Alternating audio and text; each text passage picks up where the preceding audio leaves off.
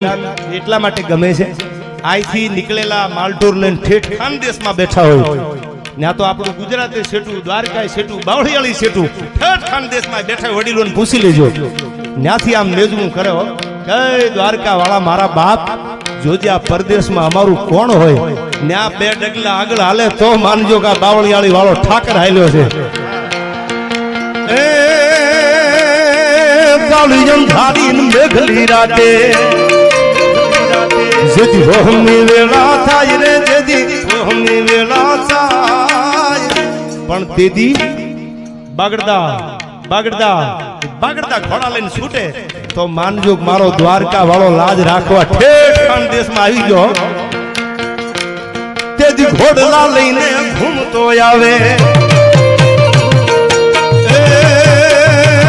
તેદી ઘોડલા લઈને ઘૂમતો આવે